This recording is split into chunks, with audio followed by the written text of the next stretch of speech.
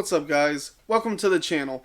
I'm excited to have you here. It's new comic book day, new comics for March the 31st, 2021. And this is kind of an odd, eclectic list of books coming out this week. So I'm excited to talk about them. But before I ramble too long, don't forget to like and subscribe, comment, connect, follow, do whatever you do on the platform you're on. Just look for my furry face in the middle of an orange circle and click all the buttons next to it. So the first one I'm going to talk about this week is Power Rangers Unlimited Heir to Darkness #1. I do believe this is a one-shot though. That's all I'm seeing listed in this series is the one book. It's an $8 book. It's 60 pages, so it sounds like this is just a one-shot deal, but I'm not sure. I haven't really kept up on this one, to be honest. I do know it's like the origin of Astronema, who is a like a bounty hunter, I guess, or an assassin, and very well trained, very skilled, and it's supposed to be her origin story. I think this is going to be a really cool way to kind of give her an origin, because she's so skilled and like she's such a badass that I don't think that the show would ever really show how awesome she might really be, you know.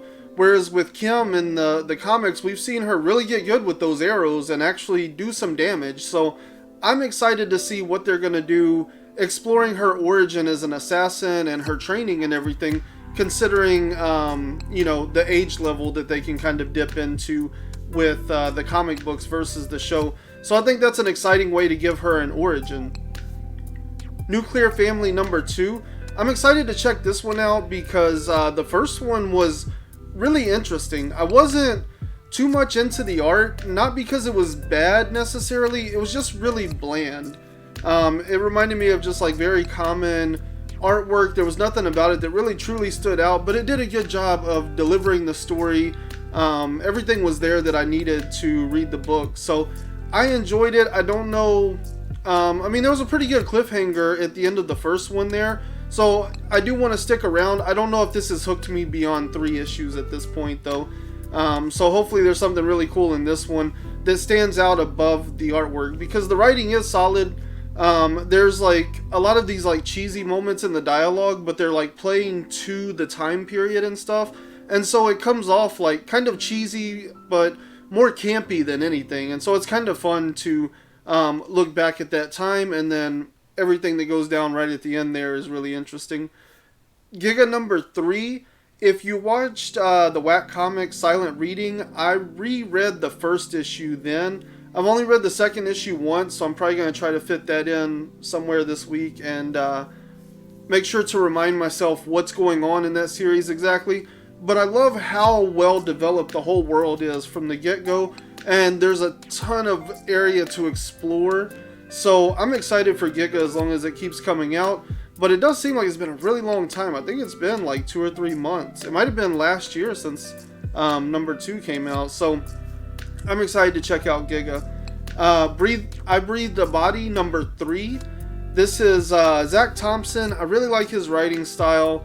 It's kind of a horror-ish kind of thing. Like, it definitely gets into some adult content that you know, you wouldn't want for amateur or immature readers, but it's really cool. There's like all this crazy stuff going on, and I don't know how much the narrative interests me nearly as much as the exploration of like morality and ethics that's going on in that story.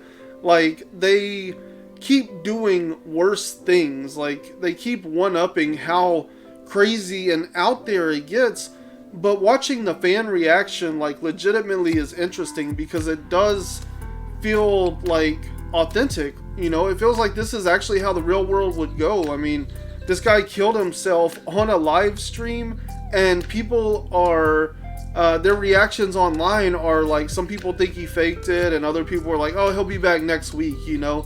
And it just really shows the way our society has kind of become so desensitized to anything at this point because of social media. And then it's also showing us the back end of how they're spinning things for the public, and how they measure what they need to do to kind of reflect, kind of change public perception around what's going on. So it's really cool stuff. I think Zach Thompson, maybe it was in his newsletter, he mentioned that he used to work like kind of in social media stuff or something.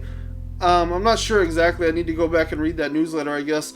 But in there, I think he was talking about, like, basically he's been around this stuff. And so, like, when he was working kind of like in social media and like corporate America, Silicon Valley kind of stuff, when he was working there, he would see this where they could spin things on social media just like all kinds of different directions. And so this story's been a lot of fun, the way it's exploring that, and I'm excited for the third one here. Dead End Kids, the Suburban Job number 3. I've still only read the first one on this. I really love Dead End Kids, the first series. I just need to catch up on it. Don't know why I haven't. I have no excuse for that. But I really like the way that Suburban Job is, like, I don't know, it's a really good sequel in the sense that, like, it feels like Dead End Kids, and it's still exploring similar themes, but it's not, like, hammering the same points home. It's actually almost like inverted from the first series. And so it's really interesting the way that that Frank Gogol is setting up the story and playing things out. And I'm really excited to get caught up on that and read the third one this week. Superman vs. Imperious Lex number 3. This story is so good. Like, I recently read All-Star Superman, and I mean, the consensus is it's great, right? So, I mean, that's honestly probably in my limited reading, that's probably my favorite.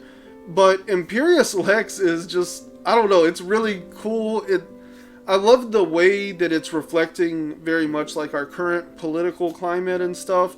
And that's the one thing I will say, like, if you have no, like, political interests or involvement, like, kind of in what we've been going through for the last couple years, I don't know how much this would impact you. Like, if you're a very apolitical consumer, then I would say Imperious Lex is not for you. But if you have dipped your toes into politics in any way, this is probably a really interesting book. The first 2 books are so cool. I love the way that it plays everything and just keeps twisting and turning, and like watching Lex flip-flop and then watching his reactions to Superman, who is being like very altruistic, like Lex sicks a whole mob of a planet, of innocent people. Basically, he's brainwashed to attack Superman, and Superman just like refuses to fight back. Like, he's pushing him back. I think there's a couple of punches in there, but even they say like how strong he feels, so they can tell that Superman's holding back, and you as the reader can tell that Superman is holding back, and he just refuses to fight back. Like, he just, he's protecting himself, but he's not really fighting back. It's very altruistic, and it's very much in character with Superman. I also like the look of him, much older. Lois is great in this story. Like, Lex is awesome in this series. Like, not that I like him, but like, he's an awesome villain. It's so good the way that they're playing Lex in this. So I definitely suggest checking out Superman vs. Imperious Lex 3. I think this is the last issue of it. I think it's a 3-parter. And it is a future state book, so that's actually one of the holdovers that's still running. So I'm excited to check out number 3 this week and see how they wrap it all up, because it's been awesome. Batcat number 4, I'm not going to talk too much about this one. I feel like I've talked about it the last 2 weeks. I think I definitely talked about it last week, though, for sure.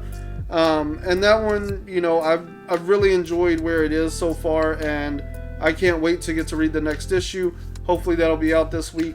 The story keeps twisting and turning, and it's hard to tell exactly where you're at, but there's something about the whole experience that really just captures me and takes me on a journey that I enjoy. So I'm excited for the next Batcat. It looks like it's supposed to be out this week, but we'll see. Crossover number 5 is out this week. I'm pretty sure the last one that I read on this is 3, so if that's true, I need to read 4. If that's not true, I need to read 4, because clearly I've forgotten everything. The last thing that I remember is the to be continued when they walk into the house and they meet like the power pack or whatever, or the paybacks, I think. So anyway, yeah, like I think that's, I don't know, this is a series, I feel like a lot of the I guess the hype is just kind of like dying down, and nobody's, I don't want to say nobody's interested, but the more I talk to people, the more issues they drop, the less people are interested in it. And I don't know if it's natural, like ongoing wear and tear, you know, like I feel like any series, the longer it goes, the less you enjoy it, just because, I don't know, I think you get used to it and there's a novelty in the number 1 and number 2, you know.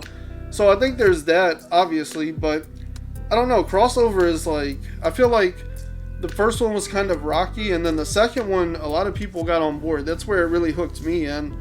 I thought the third one was good, but a lot of people didn't, and then the fourth one, and I really don't hear much chatter about number 5, so I don't know where crossover is headed. I do remember Donnie Cates did, you know, he had tweeted about 3 and 6 being pretty important, and to order plenty of those. So this is number 5. I guess number 6, we're going to find out if this series is what it's meant to be, or what it's expected to be, I guess. And if it's going to continue beyond 6, or, I mean, much longer after 6. I doubt, I'm pretty sure we already are guaranteed 6. But I don't know if it's an ongoing or how that's going to be handled. The point is, with Donnie Cates tweeting that 3 and 6 were so important, I do feel like at least up until 6, we really don't know what this series is. So it'll be interesting to see once we get there.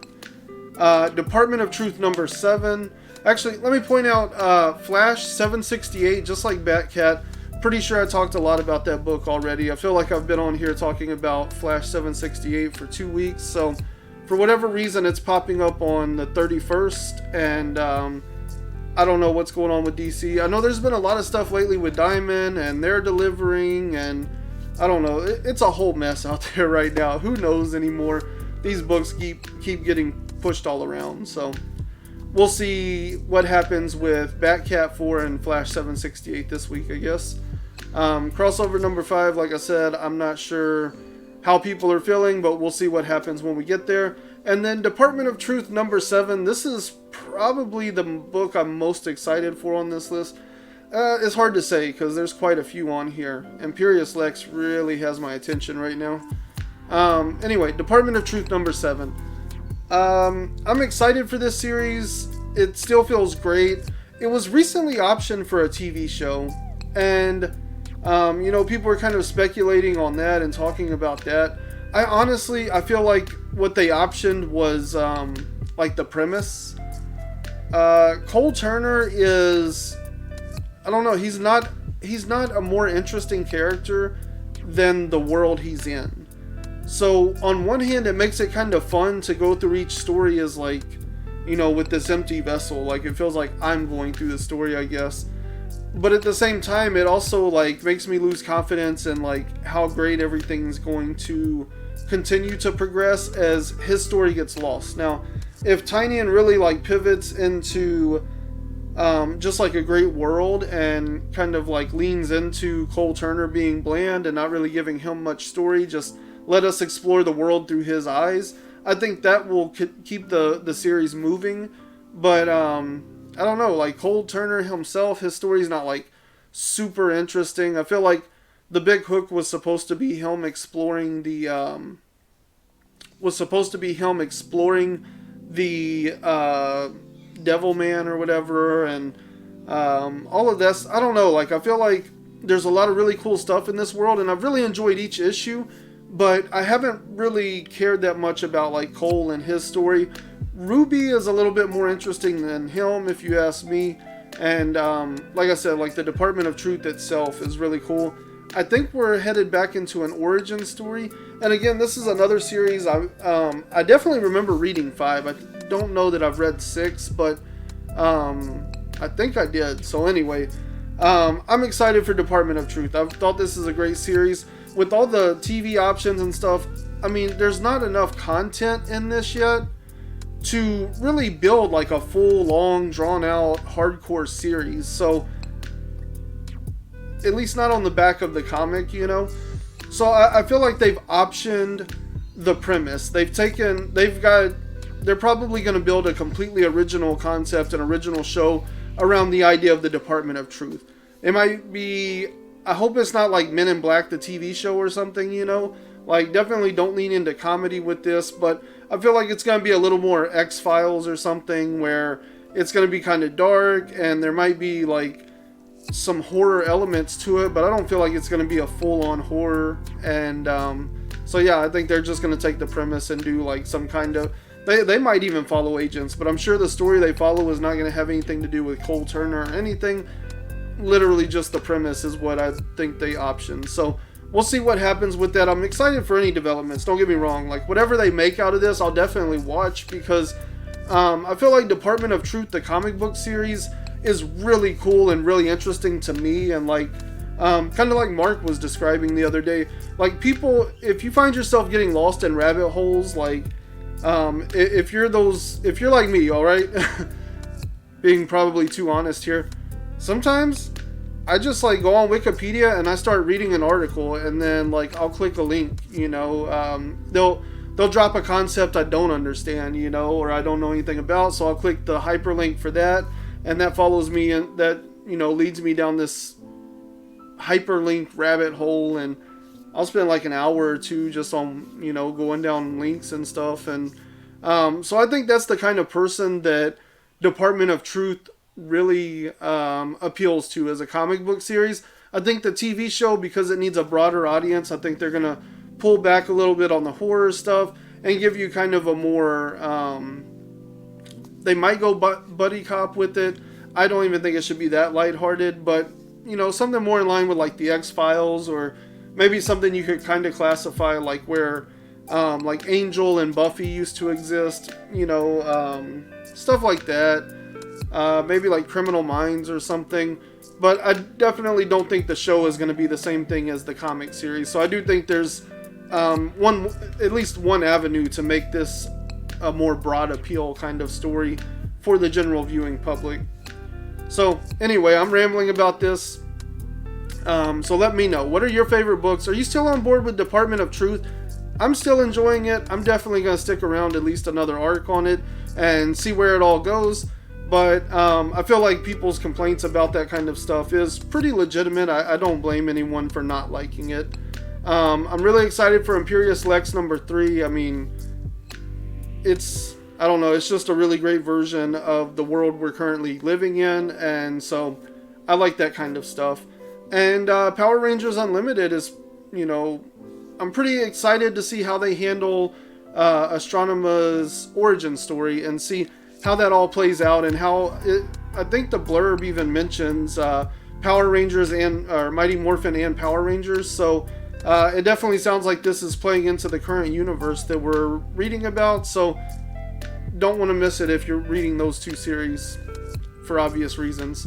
So let me know in the comments, what books are you most excited about this week? What books are on my list that you really enjoy? What books are on my list, or what books did I not put on my list that you think I should be reading?